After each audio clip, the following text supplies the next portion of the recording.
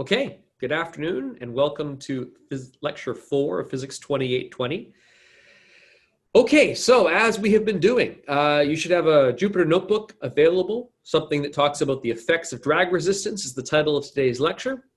All these lectures are being delivered with Jupyter notebooks, and one of the things we've learned is to get different functionality within Python and the Jupyter environment, you need to import libraries. So what I'm going to do from this point onwards in the course is start every notebook with a block or a cell of basic libraries that we're going to be using. So this is something you can either put near the beginning or at the very start. Something just brings in the environment that you need to use. Matplotlib for plotting, NumPy for mathematics, pandas for data analysis and data frames, and then if we want to do anything interactive, those are the modules we've used so far. Shift-Enter to run a cell. We spent the last two lectures talking about Python programming, how to write programs, and how to structure programs. We're going to sort of take a step back from that a little bit and focus more on some physical applications, more mechanics today, less on the programming per se. Just to review, here's where we're at. What we've discussed is the generic program we're going to be using in this course is some sort of application. Say we're modeling a falling particle. It's got to have like three parts to it. You've got to somehow initialize your model. You got to start it. You got to set it up. You got to get it going. And you'll have some routine that controls the solving of the simulation or the computation. We actually need to iterate that model. And iterate just means go through all the steps in time. Advance it from the initial conditions until the model ends. And then we want to visualize the results. And visualizing could mean just printing them out. It could be making a plot, making many plots. So as a basic pattern or a template for the kinds of programs we're writing, these are the sections that are in all of our programs. So here is a generic falling particle app. And again, just for purposes of review, what I'm calling a stepper, the reason it's called a stepper is it's going to step through time to solve the model, right? So the basic syntax here is we're going to have some variables, time, position, velocity. Those could represent the state of the model or the current snapshot at this point in time. What is everything in our model doing? If it's a falling particle, we want to know where it is and how fast it's moving. That model state is something we're always going to send back outside of this program so we can retain it, plot it, compare it, analyze it. The model ends if the time ever exceeds some maximum time, and it advances to the next step. Whoa, that's not good. Okay, that's never good when the dismiss error comes. We'll figure it out. Advances to the next step using what's called the Euler method. So basically a routine or an algorithm to figure out what the new velocity and new position is every time.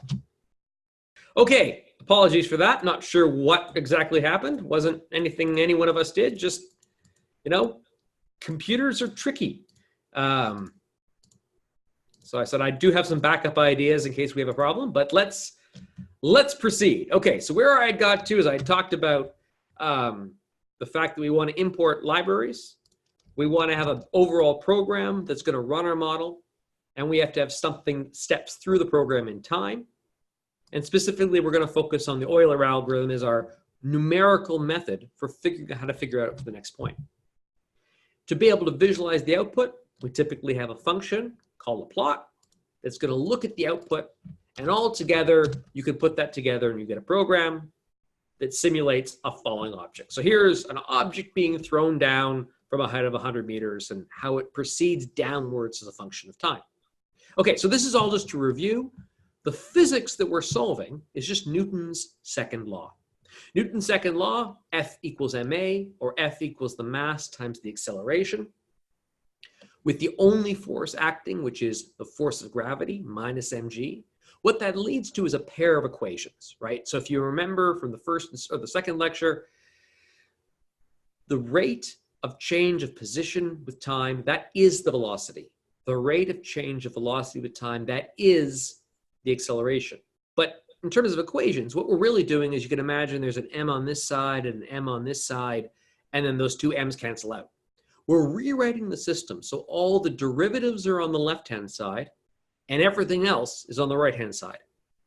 We approximate these derivatives using a finite difference. That is, we rewrite these derivatives so that they're talking about a slope. And we assume that delta t, although not infinitesimally small, is generally fairly small. And you can rearrange this to come up with the algorithm. This is the algorithm I'm calling Euler's method. So in code, that's where this pair of equations come from. Now, this particular problem, of course, doesn't require a numerical method. We know the solution of a falling object. We studied that in kinematics in physics 1050. There's that equation. We can use, though, this problem to introduce ourselves to numerical programming. In general, a particle could experience more forces than just gravity, right? So in a more general way of thinking about this problem, you might have a net force, which could be gravity, but could be more things. It could be gravity and friction and thrust and drag and lift and tension and a whole bunch of other forces. The general equation of motion, coming from Newton's second law, is force equals mass times acceleration. So if we write that in that same generic formulation, it's the derivatives are on the left-hand side, everything else is on the right-hand side. So this is Euler's method for this more generic way of doing it. So Euler's method is a numerical algorithm. There's nothing special about Newton's laws or projectile motion. When I say Euler's method, it's a method for solving any system of first-order differential equations. And this is what this text talks about. In general, this technique can be used to solve any equation of the following form. The derivative with respect to time is equal to some function, any function you like. It could be a function of the variables, it could be a constant, it could be a function of time. The algorithm is called Euler's method. And all this is a linearization of the derivative. Now we can make our projectile motion problems more complicated. We can imagine the force of gravity isn't a nice, simple problem. Near the surface of the Earth, we say that the force of gravity is minus mg. But of course, because of Newton's law of gravitation, as you move further away from the surface of the planet, gravity will start to decrease in its strength and drop off like a 1 over r squared law, right? A quadratic dropping off force. Newton's law of gravitation, and I don't know if we cover that in 1050 too much, but definitely it's something you might have seen in high school. Newton's law of gravitation can be written as the force of gravity between two bodies is proportional with the gravitational constant. The mass of the two bodies, the mass of the Earth and the mass of whatever's falling, divided by the distance from how high the object is to the very center of the Earth. Now, typically when we use that kind of formulation for projectile motion or for falling objects, we like to rewrite it so we pull out a common factor of r, the radius of the Earth, from both terms on the bottom, and then recognize that what we can do is we can take this g and this capital M and this r squared, that value, rather than thinking about the gravitational constant and the mass of the Earth and the radius of the Earth, really what all this is, that's little g. That's your mg squared, mg over r squared term that we're used to seeing. As an approximation, if you're not that high off the bottom of the surface of the planet, y over r, if that ratio is a small number, then this quotient can be approximated in this expansion. So this is something you might have covered in calculus. It basically says if you do a Taylor series expansion with this expression, the error would be something on the order of y over r all squared. So as a short form, as an approximation, we could write the net force of a falling object either in this very verbose way or the much shorter way, where it's mg with a correction all the way through. Here's what I'd like you to do with that. And this is a question I'll put on the next assignment. What I want you to do is take the simple prototype application I've written, so this block of code right here, and I want you to extend it. I want you to copy and paste it into a new notebook, modify it, so that now we're talking about an object falling from a height of not 10 meters, but say 100 kilometers. So still close to the surface of the Earth, but far enough away that the change in the acceleration due to gravity because of distance from the Earth's center becomes important. So the way that this particular problem works is I want you to modify it so the net force is no longer m times g, but the net force is given by that expression. That is, it's mg times something that depends upon the current position. This now means it's a force, position-dependent force, a force which depends upon where you are. Mathematically, that just means that this entire thing goes on the right-hand side of the set of derivatives. And so there's some text on some specifics. Imagine that it's being dropped at some height. Take the radius of the Earth to be 6.37 million meters. And what I want you to do is figure out how high you need to go before this correction, the fact that gravity isn't dependent upon depth, starts to change the answer, change the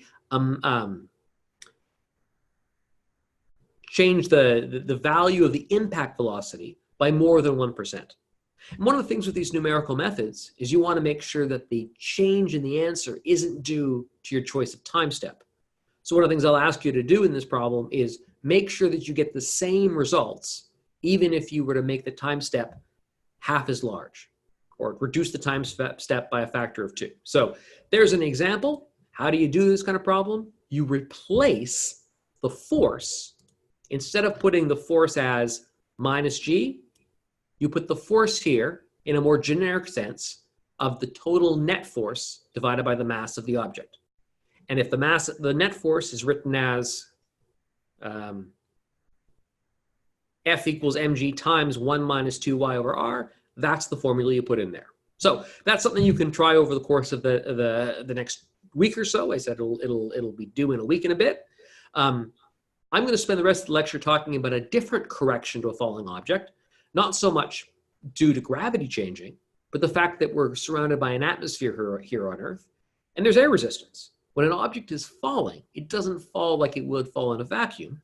It falls with air resistance. You may remember, of course, in Physics 1050, we almost always ignored the effect of air resistance.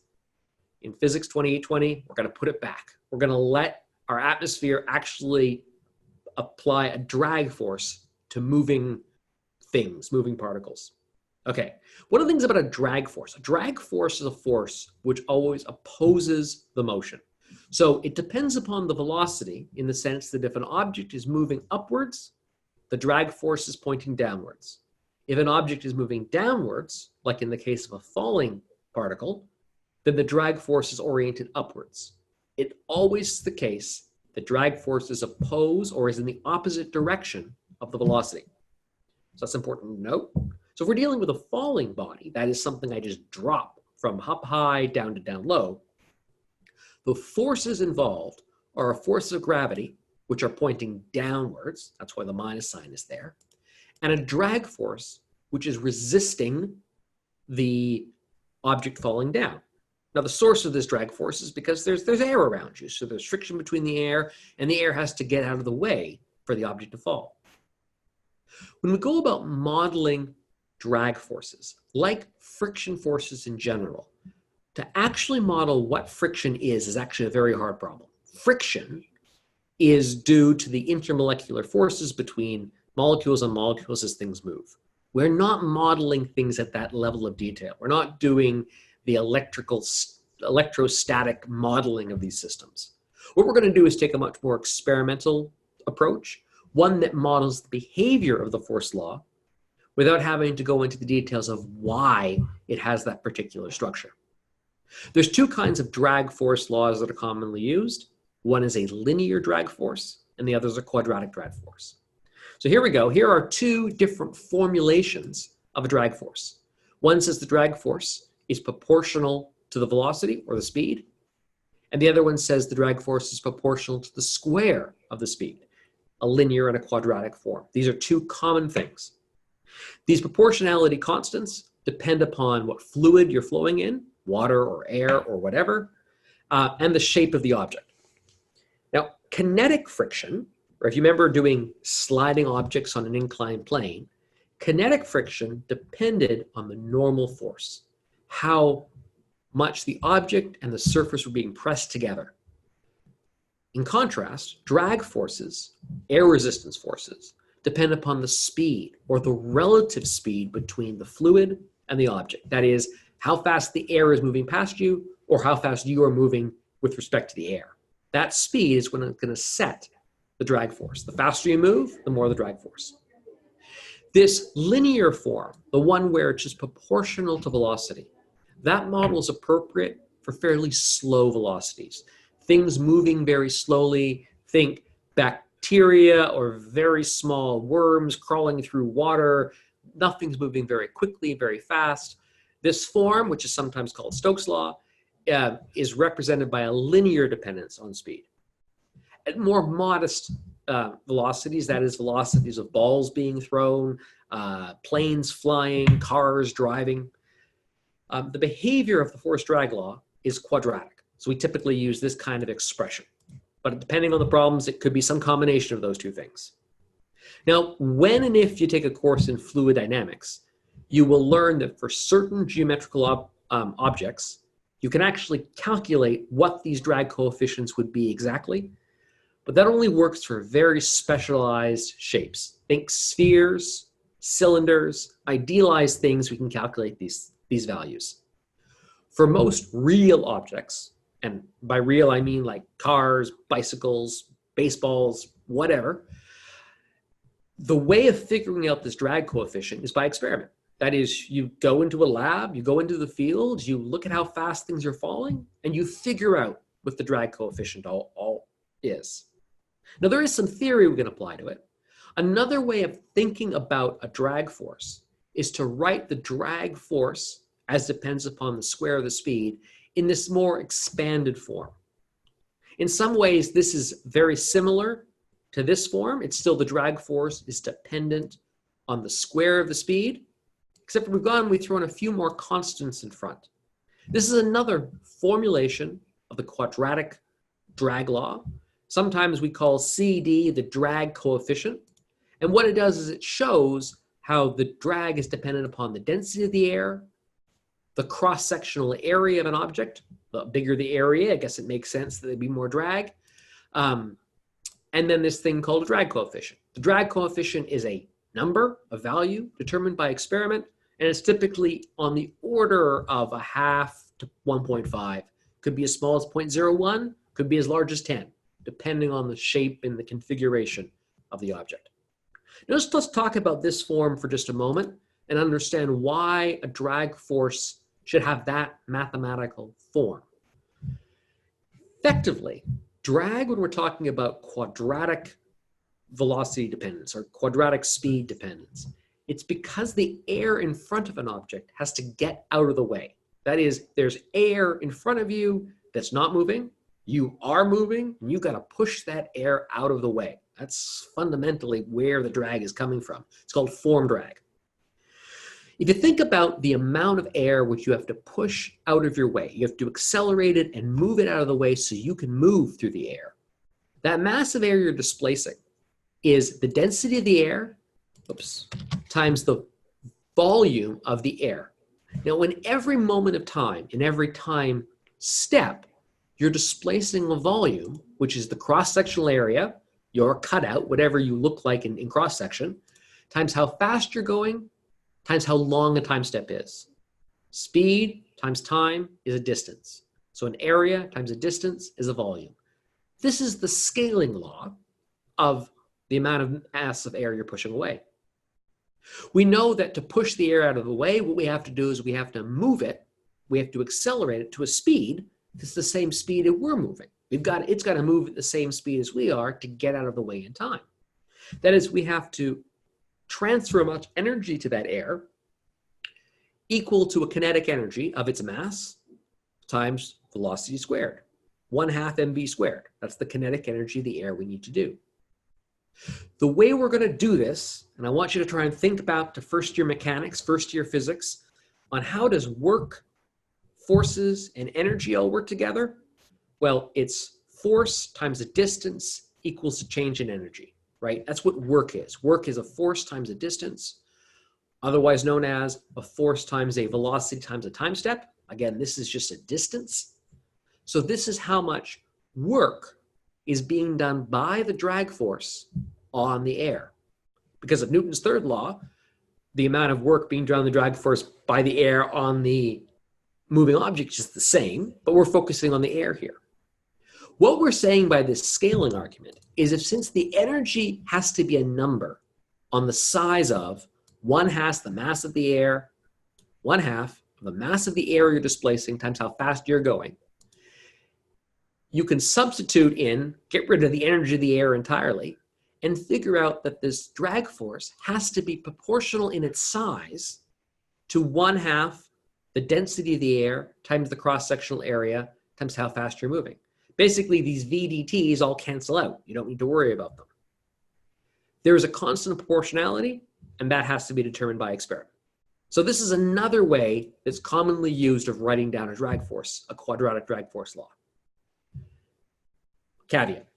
Sometimes, depending on the book, depending on the paper, depending on the author, sometimes we will say a quadratic drag force law is a constant times v squared. Sometimes we will say it's 1/2 times CD times rho times A times v squared. These are two expressions of a quadratic drag force law. And what it's really saying is this constant is equal to all of these constants multiplied together. They clearly have different units. And somewhat confusingly, people will call this a drag coefficient, and they will also call this a drag coefficient. They cannot be the same number numerically. They have different units. But it's just a way of explaining how that all works.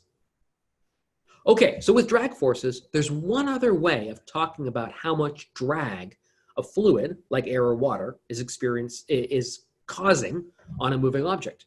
And that's to talk about its terminal velocity. Imagine I have an object that's falling. It's going to have a force law that says the net force is the force of gravity plus the drag force, right?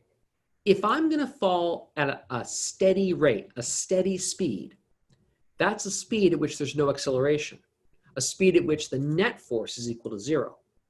This will happen because as an object is falling, it's going to fall faster and faster and faster. The drag force, which is dependent upon speed, will increase and increase and increase until the force of gravity pulling the object downward and the drag force resisting its motion pushing upwards are exactly in balance. There's no net force, you're in equilibrium.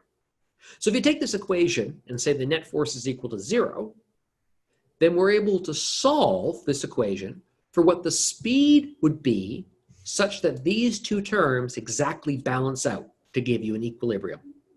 In linear drag, that is, the force of the drag is proportional to the speed, you get this as your terminal velocity. And in the quadratic drag case, your terminal velocity, or the speed at which there's no net force, would be equal to the square root of mg divided by this coefficient of drag. Now, if I take those expressions, I can use these definitions of terminal velocity to write my drag law in yet another way. All we're doing here is redefining constants. Rather than the constant C2, I'm defining a new constant, the square root of mg over C2. It's just another number. But if I do that, I can take this drag law, which is normally C1 times V, and rewrite it as C1 times V1 terminal times V divided by V1 terminal. Notice if you cancel these two things off, you get back the original form. But if I keep them, I can rewrite the drag law all in terms of this terminal velocity. The terminal velocity is mg times V divided by V1 t squared. Equivalently, for a quadratic drag law, I can rewrite this as mg times V over V2 terminal squared. So this is very similar to what we had before. What we're doing is we're using the constants of mass, gravity, and this terminal velocity to express a quadratic drag law. One nice thing about writing it in this new form is that the net force can be written as mg plus mg v over v, or v over v squared. And if you divide both sides to come up with a force per unit mass, we come up with the force per unit mass is minus g, and there's a g in both terms, and it comes out. Okay, All of these are different ways of talking about a drag law. And it's something that I'd encourage you to go back, reread through the math, work through it, go, oh, okay, I can see there are different ways of me formulating a drag law. Which one you use is all based on what kind of information you have. If you're given a drag coefficient of the form, a constant times v squared, use that one. If you're given information about the terminal speed or the terminal velocity, again, that's the velocity at which the force of gravity and the drag force are in equilibrium, then you would use one of these formulations. It all depends what kind of problem you're trying to solve. Suppose I have a pebble and I throw this pebble over the side of a cliff. A pebble might weigh, say, 10 grams, and the cliff might be 50 meters tall. To a good approximation, the drag force of the air resistance associated with a pebble falling is quadratic in speed. That is, it's proportional to speed squared. Let's assume that this pebble has a radius of 1 centimeter. Empirically, that is, if you do an experiment, throw some pebbles off a cliff, one can find that this number C2 is on the order of 10 to the minus 4 kilograms per meter. What that means is you have a terminal velocity of something like 30 meters per second. And we could do this to figure it out. If I say C2 is equal to 10 to the minus 4, and I've got a mass of 10 to the minus 2, and I've got an acceleration due to gravity, then mg divided by C2, and then I take the square root, I'm able to figure out that I'm dealing with a 31.3 meters per second. But generally speaking, to one significant figure, this kind of drag coefficient for this mass gives you about a terminal speed of 30 meters per second. This speed, 30 meters per second, is what would be achieved if you had an object under free fall falling for 50 meters. In about 3 seconds, an object would fall about 50 meters, and it would achieve this speed. So that argument of saying you're going to get up to this speed over the course of your fall would be something you could make, an argument you could make that says you need to include air resistance in this particular problem. To solve it correctly, to figure out how fast a pebble is going to be when it hits the ground, or how many seconds it takes to hit the ground, you really need to include both gravity and air resistance to get the answer correctly. Problem number 2 for the day. This will also be on assignment number 2. I want you to imagine computing the speed at which this pebble reaches the ground if it was dropped at a height of 50 meters. And then compare that to the speed under the same conditions. So this will involve you writing a program where you have to make a choice about what kind of drag law you have. You could either have one that is being under the effect of air resistance, or one that does not.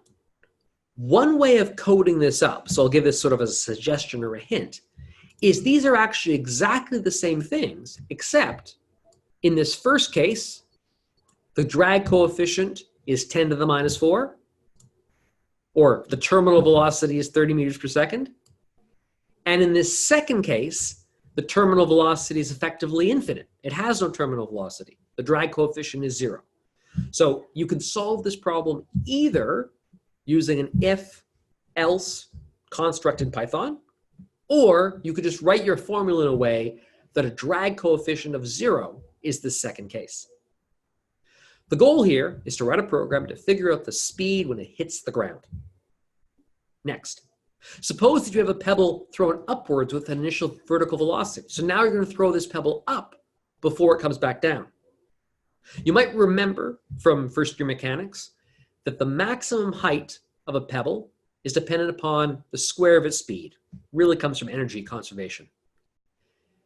And when it hits the ground, or when it returns, it'll be falling with the same rate or the same speed as you threw it up. Conservation of energy again. Because of that, the number of seconds it takes to get to the top of its peak, of its apex of its trajectory, has to be equal to the amount of seconds it comes to get back down. All we're doing is throwing a rock straight up and having it come straight back down. What I want you to do in this problem is think about how these values, the height, the speed when it returns, and the time of ascent and the time of descent are going to be affected if you put in air resistance. So Write out some sentences, give it some thought, and be like, okay, this is my guess. It's a hypothesis. There is no wrong answer. Give it a guess. Write down your guess. And then do the simulation. Use this way of modeling things that we can't calculate analytically to do a simulation to investigate your hypotheses in part 2. Okay? Figure out what the net force is for the 2 directions. And importantly, drag forces always oppose the direction of motion. So when the pebble is moving in an upward direction, the drag force is pointing downwards. When the drag force is pointing, when the pebble is moving downwards, the drag force is upwards. There's a couple ways of solving that. You can either use an if statement, or what you can do is you can write your model so that the drag force is proportional to, in code, minus the speed, the velocity, v, times the absolute value of v. This construct is a neat way of making sure the velocity, the form drag, or the drag force, is always pointing in the opposite direction of velocity. If the velocity is a positive number, the absolute value of a positive number is positive, the force is going to be a negative number. If the velocity is a negative number, it's falling. Then the negative times the negative is a positive. The absolute value of a negative number is a positive number. So the whole drag force is a positive number. It's a nice way of forcing the thing to go in the right direction. Okay, so those are 2 problems that you could dive into over this week, or leave them to next week if you want, but this sort of explores this idea. What I'm going to do is I'm going to solve 2 different kinds of problems for you. I'm going to look at how the falling speed depends upon the cross-sectional area. So here's the model that I want to set up. Here's the problem that I want to investigate. We saw earlier that one way of writing out a drag force law was to use this expansion. And I motivated it based on an energy argument that it's appropriate to write that as a 1/2 times some to be determined drag coefficient, the density of the air, and then the cross-sectional area. And that's the proportionality constant to how fast this thing is traveling squared. That's the model for how the drag force is going to affect a falling object. This model suggests the importance of minimizing your frontal cross-sectional area if you want to fall fast. You can imagine sort of someone skydiving, jumping out of a plane. They curl themselves up in a tight little ball, and they put their head down, and they dive into the sky. Well, that's going to make them go faster because their cross-sectional area is smaller, so their drag force is smaller, so the terminal speed is higher. If you spread yourself out like a pancake or a wide piece of paper, you're going to increase your cross-sectional area, and you're going to slow down. Let's explore this model numerically. Okay, again, the starting point is always some equations of motion. So what I want you to get in the habit of doing in these problems is start with them physics, some equations of motion, which in this course is almost always Newton's laws. Write them down. Write them down in a mathematical form so it's really clear what you're trying to solve for numerically. Write this stuff down first. Almost all the things you'll do in this course, you could look at one of the lectures, double click, and you can see an example of how to write in LaTeX. This is how you do 2 lines beside each other. These are fractions. Fraction is the numerator, the denominator equals the right-hand side, all the way through. It's helpful to be able to write that down. And be explicit about the forces. When we talk about the net force, we've got a gravity force and a drag force. A gravity force and a drag force. In terms of code, what that's going to mean is our Euler's method is going to be y is equal to y plus v times dt, and v is equal to v plus f net divided by m dt. This is the old value, the new value, and this is the change in the velocity, or the change in the position, and this is the change in the velocity. To be able to work this through, we have to explicitly calculate our net force. And I can do this very with good descriptions by having a variable called Fg, the force of gravity, and having another variable Fd, the force of the drag. And then having lines of code that say, okay, the force of gravity is minus Fg. The force of gravity is minus m times g. And the drag force is 1/2 times the drag coefficient times density times a times v squared. Here's the neat thing about Python. F, D, C, D, asterisk, A, V squared. Those are all characters in what are called the ASCII character set. Your normal sort of thing that you can type on a keyboard. This thing right here is the Greek letter rho. The Greek letter rho is how we on pencil and paper or blackboard and chalk tend to actually want to write quantities like density. It's a symbol that's commonly used for density. Python supports just about any Unicode character for its identifiers. What that means is rather than just having the 26 letters of the Roman Latin alphabet, A through Z, lowercase and uppercase and underscores, and maybe some numbers, you actually can use thousands of different characters to represent your symbols. Python understands multi-languages. If you want to write your code with accents or in Greek or in Russian, I assume you could use emojis as well, but I haven't seen an example of that. But the idea is Python understands these things as all being symbols, and symbols can be used to form identifiers or variable names, and you can use them. So I can, in Python code, write something like this. Rho, the Greek letter rho representing it, is equal to 1.225. That's something different than saying P equals 1.225, because that P might be used for pressure. In other programming languages, what we typically do is we would spell out the Greek letter, and you will often see examples of rho. But since our model has the character rho, and Python supports the ability to have variables named with this, I think it's actually more readable to use that symbol. If you disagree with me and you're like, I am never doing that, feel free to write out the word rho in full, and that would be fine. Alternatively, call the variable air density. And that works too. Whatever you think makes the most readable code. Now, there's only one problem with this thing, is how do you go about typing in this character? Now, you could have a fancy keyboard that maybe has this key.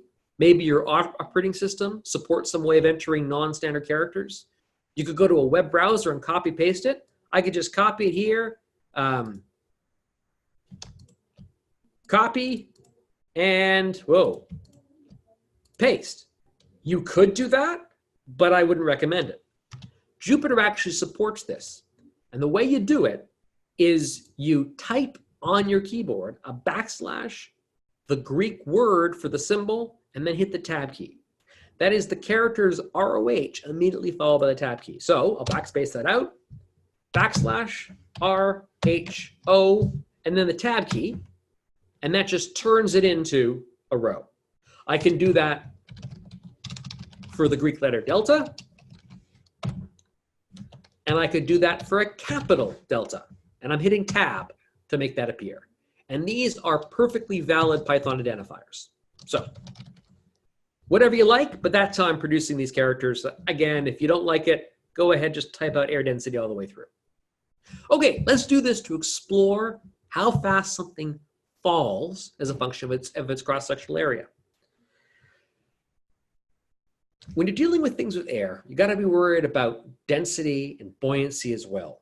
So I want to imagine something that's falling, but the mass of the object doesn't change, only its cross-sectional area. If you were trying to do this experiment with something like a balloon, and imagine a balloon you blew up and had different sizes or radius of to change its cross-sectional area, what you'd also have happening is the density of the air inside of the balloon be increasing. So I want a problem, a toy problem, where something can fall and I can change its shape, but not really change its mass. And it occurred to me the kind of object I really want to model is something like a lunch bag. Paper lunch bag, something that you would put your sandwich in, an apple, and some carrots, and a few cookies, and go into school, right? Let's look at the dependence of the speed of this thing falling depending on its cross-sectional area. In the sense that it's a different cross-sectional area if I drop this so the flat part here is pointed down, or if I spin this around so that this big side is falling down, or if I fold this up so that it's much smaller, or I unfold it so it's a giant piece of paper. All these objects will have the same mass, but they'll have different shapes. Well, as long as you make them sort of rectangular, they'll have the same shape factor, but they'll have different cross-sectional areas. And I'll be really specific because I look up these kind of things. I can go and find this thing. So here is a link to where one could go and buy paper grocery bags, 6 inches by 4 inches by 12 inches, a popular sandwich bag size. And one of the things I can look up in this thing is these things have certain dimensions, and you buy them in bundles. You buy 500 of these things at a time, and when you buy a bundle of paper grocery bags, weighs about 6 kilograms. Well, that little bit of looking up information lets me figure out that a single paper bag is going to be on the order of 12 grams, right? 0.012 kilograms. That's how much these things weigh. That's their mass. In terms of dimensions from that same site, I'm able to figure out that these things are typically rectangular prisms of order 16 centimeters by 10 centimeters by 31 centimeters tall. So if you imagine dropping this thing so that the bottom was oriented downwards, the cross-sectional area would just be width times depth. Okay, so this is a good starting point. In terms of a coefficient of drag, or a drag coefficient, looking it up for rectangular boxes, it's something close to 1, could be 0.8, could be 1.2, but it's in that ballpark. Let me show you a numerical program. I'm going to solve this program. I'm going to write a paper bag stepper. That is, I'm going to take in an argument that takes in the cross-sectional area, and all this program is going to do is solve for the dynamics. I'll need to initialize the model. Let's put some constants in that I'm never going to change in writing this program. And I'm going to run the model, and every time through this loop, I'm going to return back the state of the model, the current time, the current position, the current speed. I'll end the model once it's fallen more than Tmax, and then I have to calculate the force. And I can do this very explicitly. I calculate the force of gravity, the drag force, the net force, and then use that net force inside here to update the velocity. When this program ends, you'll see it says if t is bigger than Tmax break, that stops the while loop and jumps right to here. What I'm going to do is return the output one last time so I know what the final situation or the final state of the model is. So there's my algorithm. That's using Euler's method to solve a falling object of arbitrary cross-sectional area. We need a function to visualize the results. You always need something like this. In this program, I'm going to use a new function we haven't talked about before, plit subplots. What this is going to do is create 2 sets of axes. A top one where I can plot position versus time, and a bottom one where I can plot the velocity versus time. The way that it's used is you say plit.subplots, how many rows, how many columns. It returns back an identifier for the figure as a whole, and then an array-like object to allow you to index the individual axes. In this particular context, axis 0 is the first one, axis 1 is the second one. And I'm going to plot position versus time and velocity versus time. Finally, let's put it all together and write a little driver program that simulates this. I'm going to do the model, I'm going to iterate it, and I'm going to plot it. Those 3 things together give me a nice little routine. So this is a model where I'm exploring how a paper bag just being dropped from, say, 10 meters high, how it falls. And over the course of 2 seconds, it falls from a height of 10 meters down to 4 meters. And you can see, and this is what drag is doing, after about a second, the speed, which started at 0, accelerated at a rate of 9.8 meters per second until it leveled off and sort of became a constant. And you can read off the graph, this constant is about minus 3.1 meters per second. That is as fast as a falling paper bag is going to fall. That is the terminal speed, or the terminal velocity of a falling object. And you can see when the speed becomes constant, what that means is the rate of change of position with respect to time becomes constant. There's no more acceleration in the system.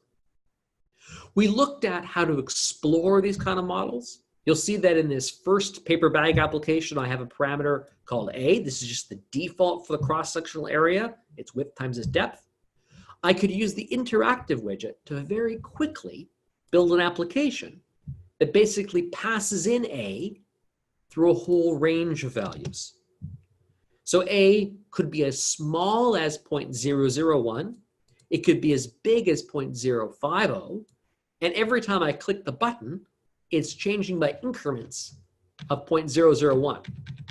So if you move this, well, move this little slider along, what you can see is as the cross-sectional area gets bigger, it doesn't fall as far in the same amount of time. Its terminal speed is much slower.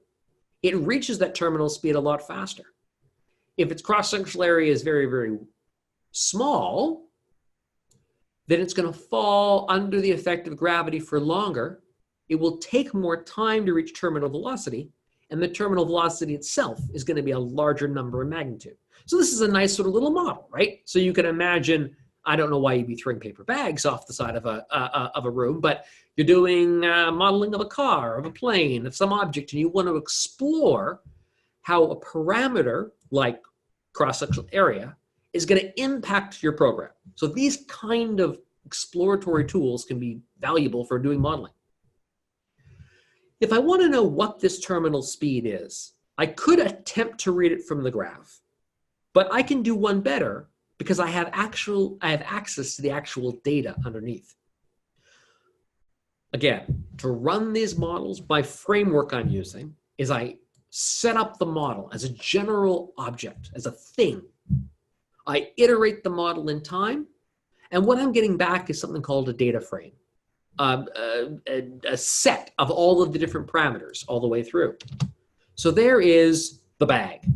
It's 3 columns. It's got a time column, a Y column, and a V column. Tail just gives you the end of it.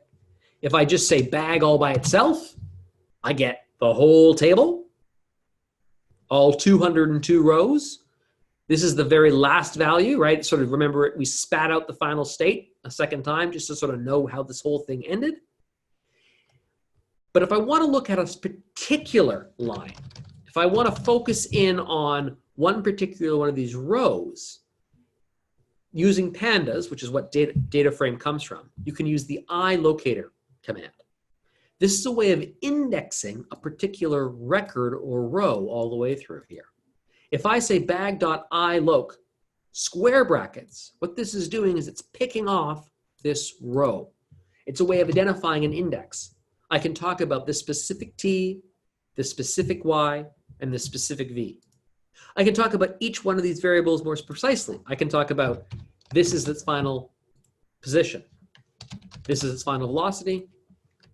This is its final time, all the way through. Now, if you're running this program, you may not know how many rows are in this thing. The very first row is row 0. That's the initial conditions. The very last row is row -1. Now, this idea of -1 as an index, if you've done the data camp exercises and you've looked at strings or NumPy, you might have come across this. But basically what it is rather than indexing from the left-hand side of a list, or the top, where you go 0, 1, 2, 3, 4, we can also index things from the end. This is the -1 position. This is the -2 position. This is the -3 position. It's counting from the bottom or counting from the right. So if I have a list and I just want to know its last value, what I can do is say square brackets -1, and that will give me the last value in this list. What I can do is use that information to try and make a plot of all of this information about how the cross-sectional area is affecting the terminal velocity, and rather than making it interactive, make one single plot in one go. So let's write a second paper bag application that does something a little bit different. Now, rather than having it be an interactive thing, I'm going to create a whole array or list of different cross-sectional areas. So my notation here is A is the cross-sectional area, In English, I would say A apostrophe S, but you can't put an apostrophe in Python. So those are my A's. Cross-sectional areas. If you wanted, you could call it areas if that made you happier. What it's going to do is going to be a set that's going to start as small as 0.005, go up to, but not including 0.05, and jump or make step sizes of 0.005. As I run this model, I'm going to run this model for each and every one of these cross-sectional areas. I want to record and store what the terminal speed was for each of those situations.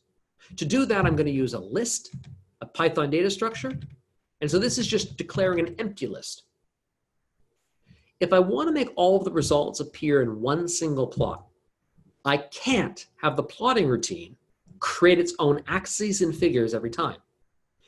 In this version of the plotting command, first paper-bag plot, inside the function, it created a brand new set of axes every time I made the plot. If I want to share that plot and have multiple lines all drawn on that plot, I have to create the plot outside of this function. So that's what I do. I create the plots outside of the main loop. I create two axes, one on the top, one on the bottom, and then I'm going to loop through all of the different areas, and for each one, solve the model. Look at how the A cross-sectional area depends. And in this case, this A is A inside the function is equal to A from the loop. So it'll take on the value of 0.005, then 0.010, then 0.015, and so on and so forth. I will iterate the model. Let's grab the very last value of velocity, and we're going to call that the terminal speed. And I'm going to store it in this list so I can plot it later. Lists can be appended to or added to with the append command. I'm going to plot it as I go every time through the loop, but not only am I going to plot the data, I'm going to include in it the axes or the actual squares, the rectangles which draw in. Finally, let's make a new plot where we plot the cross-sectional area and the terminal speed together.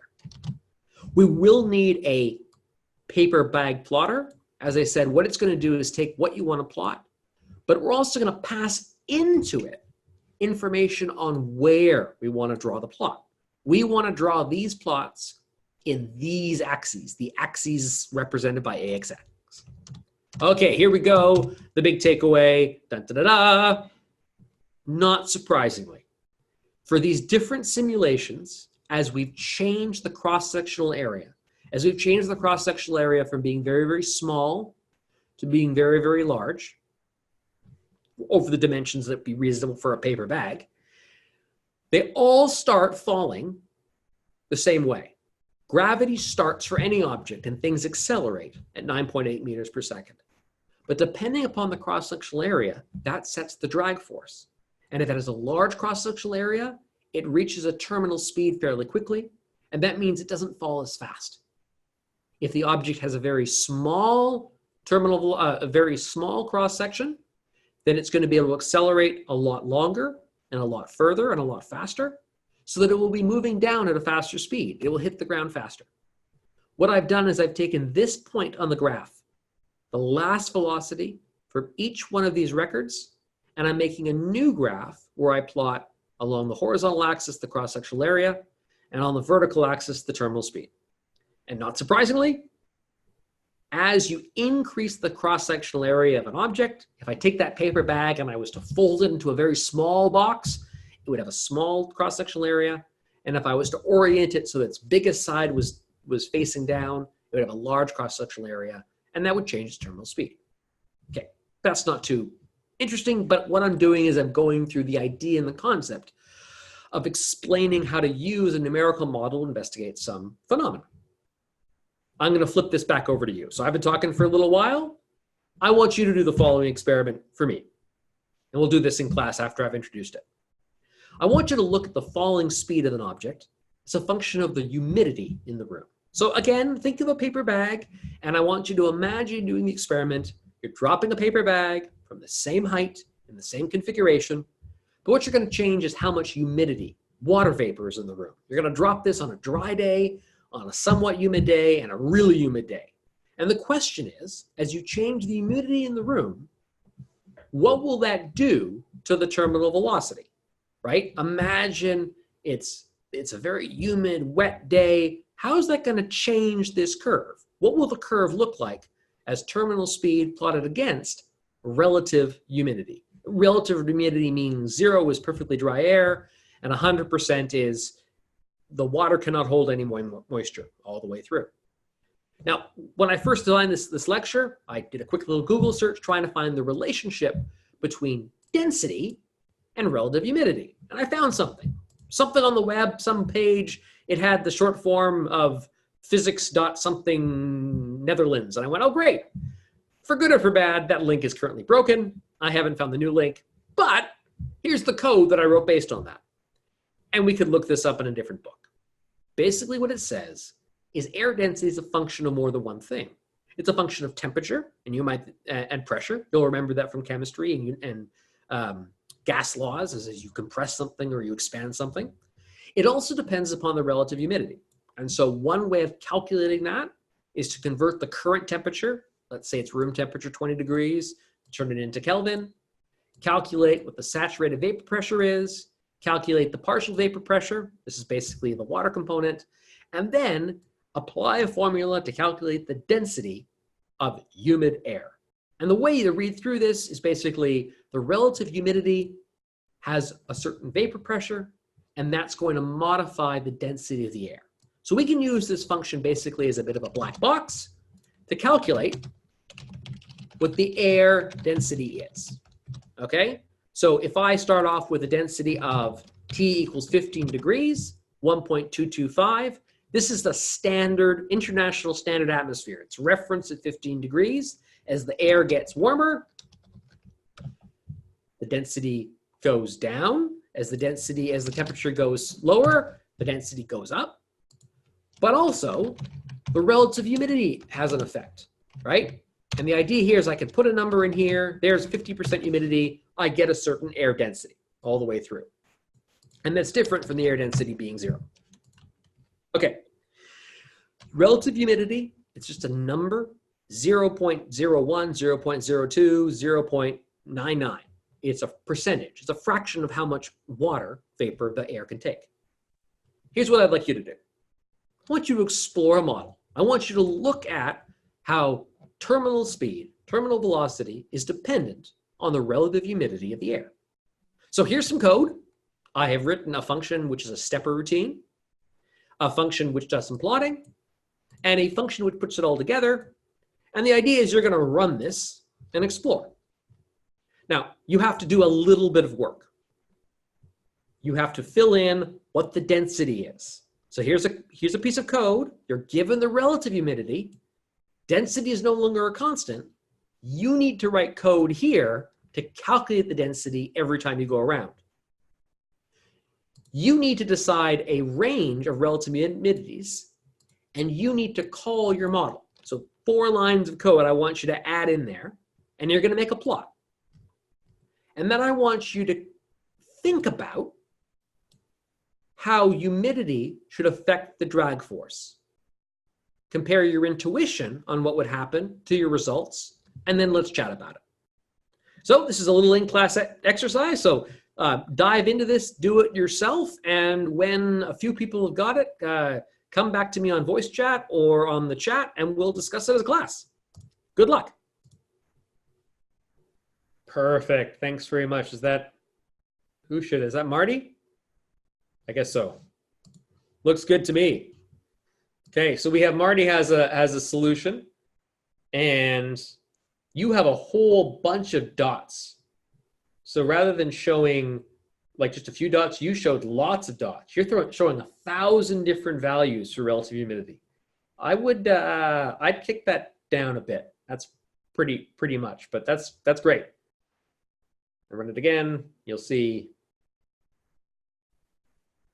you still have 100 dots. Like the function doesn't change that much. So 10 or 20 is probably tons.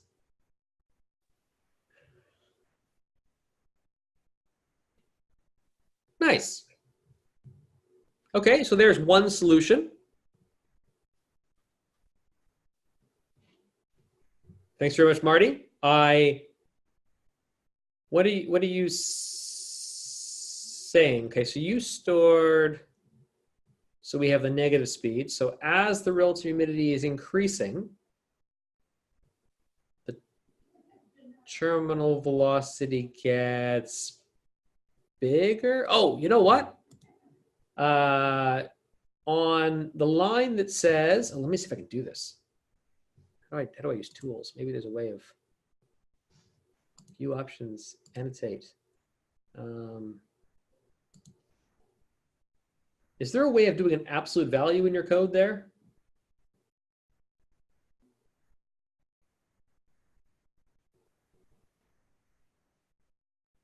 Right. Just stop scrolling for me for a second there, Marty.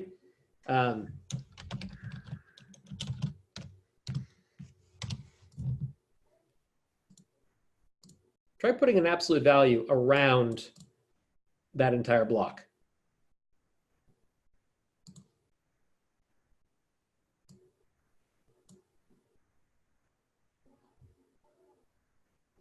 Nice.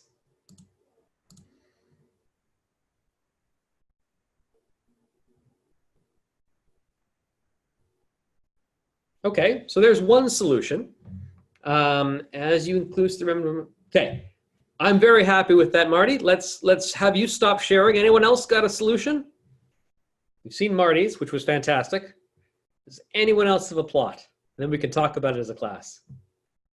Bree, yay, fantastic. Great. Oh, your plot's very, very flat. Your plot looks like you're not changing the value of relative humidity ever. It's just using the same value every time. So in your loop, RH should be changing every time, and it doesn't look like it is. So if you go up to your falling humidity stepper code, a bit higher up, RH equals 0. Right. So when you're calculating your density, can you see how you have this line that says rho equals calc air density? Let me see if I can annotate for you. Annotate, draw, right? Here. Do you see that block there, Bree? You need to actually say what the relative humidity is that you want to calculate. So right there, you just say RH equals RH. Nice. Perfect. Rerun all your programs. Beautiful. Yay, you got to figure it out. Okay, so at this point, Bree, if you just do me the favor of leaving that up on the screen for a moment, because your plot is perfect and hopefully should look like everybody else. Does this match your intuition? So the way that I read this plot is, as the relative humidity in the room goes up, the terminal speed goes up. That means that on a dry day, things are not going to fall as quickly as they will on a damp, humid day. So if you imagine the classroom being high humidity versus low humidity, which one would you want for the absolute fastest terminal speed? Now, it's not that the number is very different, but it is different. There's a trend. As the humidity increases, the terminal speed goes up. How does that match with your intuition? Awesome. Okay, so I see your code there. And my guess is you have a small mistake somewhere in your program because you have your velocity never changes with relative humidity. So in your code there, Kayla, are you actually changing the relative humidity every time you go through the loop? Scroll up for me for a second there, Kayla. Oh, stop. Too far, too far. Stop. Okay, this is pretty good. So every time you run through your model, you're scrolling a lot. You can just go to your falling humidity stepper and stop. Yeah, okay, so here we go. So I want to sort of see all of falling humidity stepper in one window.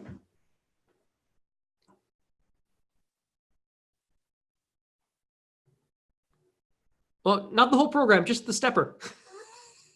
Okay, great. Almost there. You'll learn how to do this. Right, okay. So in your program, I'll show you what I'm seeing. You are hard coding a value. You're saying even though the user might be passing in a value of RH, you are only ever letting the relative humidity be 20% every single time. Instead, replace this 0.2 with RH.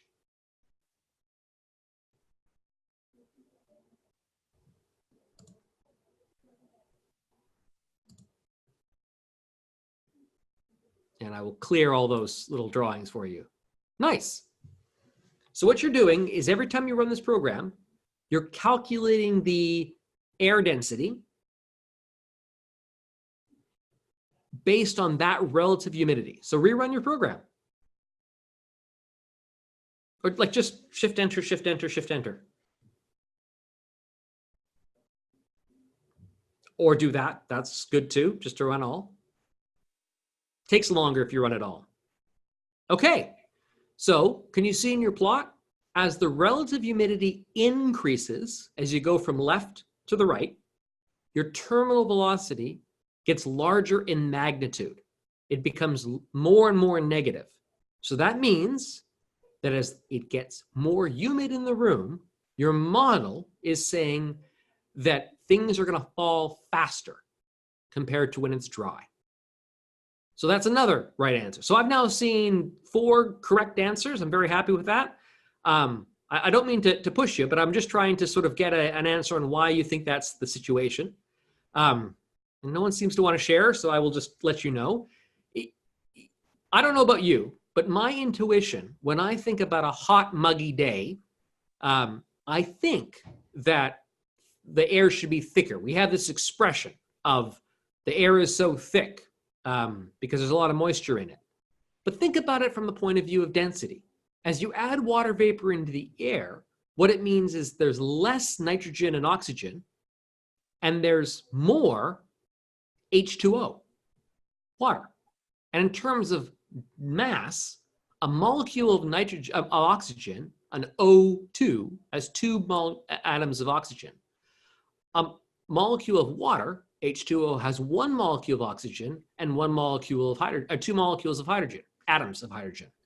And the mass of H2O is going to be less than the mass of O2.